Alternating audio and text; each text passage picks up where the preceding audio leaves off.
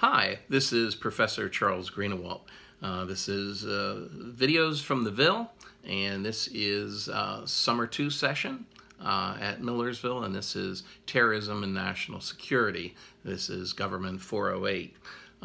This is our second lecture. We're going to now make the transition from an understanding of the international state system to looking at how the international state system works, or an interpretation of it.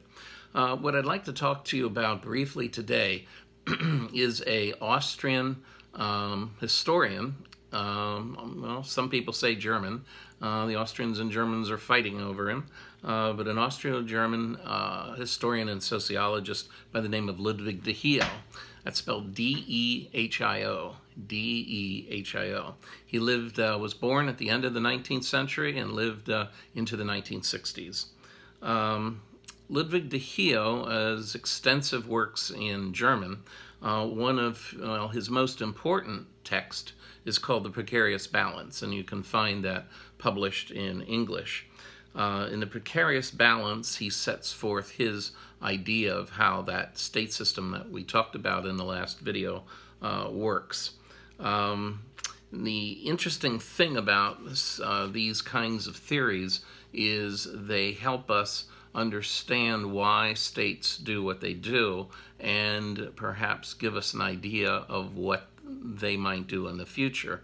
It's true that when you look at our roster of U.S. Secretaries of State, that the Secretaries of State that have always done the best, of course, are the most brilliant of individuals, but they all shared one thing. They all had an idea how the international state system functioned.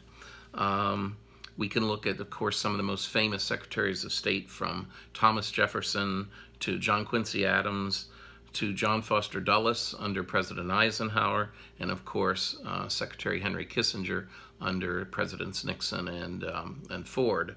We find that the understanding that Henry Kissinger had of the state system was in fact Ludwig Dehio's. And it makes it perhaps even more interesting and useful for you to know, considering the great success that the Nixon-Ford administration had in international relations. Let's take a look at the basic structure of this theory.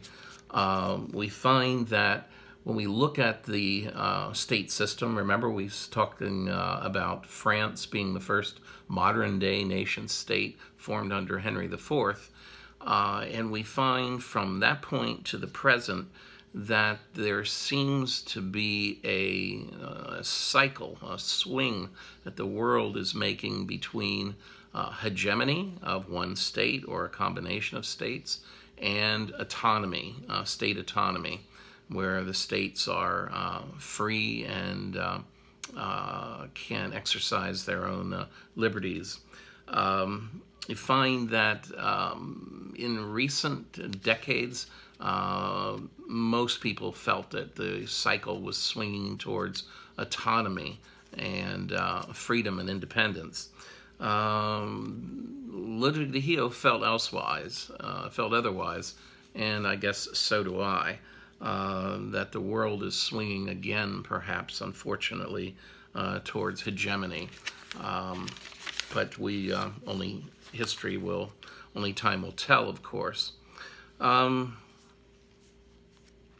You find that when we start with Henry IV and we look at the contemporary state system in the contemporary period of history, you find that we can start at that time, and the first threat to state autonomy, the first threat to establish hegemony, was led by Charles V. Charles V was the Austro-Hungarian emperor, who ruled, of course, the Austro-Hungarian Empire in the center of Europe, but also controlled the Netherlands and controlled the Iberian Peninsula, Spain and Portugal as well. You find that this struggle between hegemony and between state autonomy is conducted by two groups of states, according to Dehio. The groups that are generally trying to establish hegemony are called continental power states. The continental power states are generally large, in some instances landlocked states. They are not naval powers. They generally have large armies, and they are not known for their prowess on the high seas. You find that the states that are protective of independence and state autonomy are insular states. Insular meaning island. These are states that have large navies. They may not be large themselves, but they have established a prowess, if you will, on the seas, and they have strong naval forces. And the struggle that goes on between insular states and continental power states will determine whether or not we have hegemony or whether or not we have state autonomy and liberty and freedom for the state system. Well, we start with Charles V, and Charles V was trying to establish control over most of Europe, and what insular states resisted him? Well, the insular states that resisted Charles V were the Republic of Venice and, of course, the Dutch Republic. These were the two forces that were able to resist his attempts to establish hegemony over the world as he knew it. The second period of time was led by another Austro-Hungarian emperor through the Spanish wing, and that, of course, was Felipe II. Philip II of Spain, of course, is best known for launching the Armada against England, and of course failing. But Philip II led the second attempt to establish hegemony in the modern era of history. The third attempt, and of course, who stopped Philip II? I don't mean to go too fast here. Who stopped Philip II? Again, it was the Dutch Republic, and now England comes into, the British Empire comes into play. The third attempt to establish hegemony was led by Louis XIV of France. There is some debate over whether or not he was trying to establish hegemony, but he greatly expanded France's borders and certainly had imperial aspirations, as could be seen in the New World and in the activities that France involved themselves in acquiring Canadian territories, for example. The fourth attempt is definitely an attempt at hegemony. It's clear-cut, led by another French ruler, and of course that's Napoleon.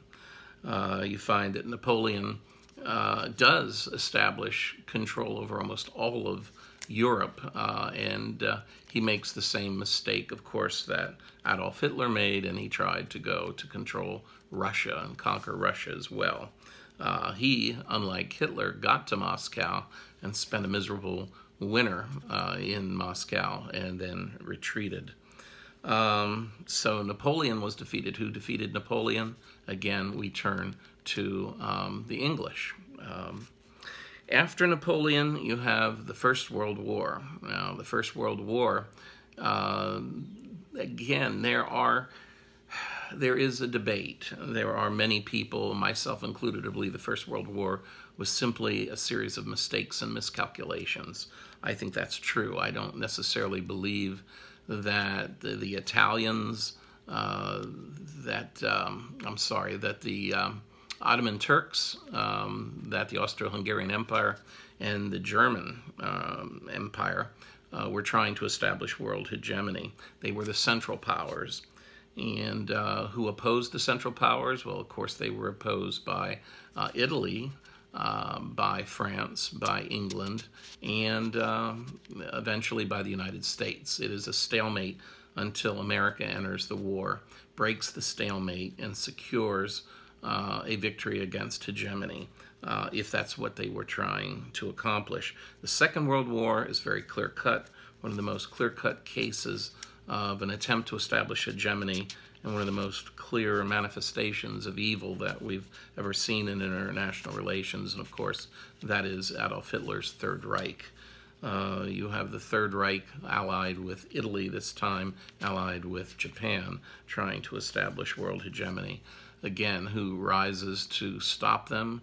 It is the English again, and of course America has to come into the war eventually after we are attacked and brought into the war, and we eventually tilt the tide along with the Soviet Union.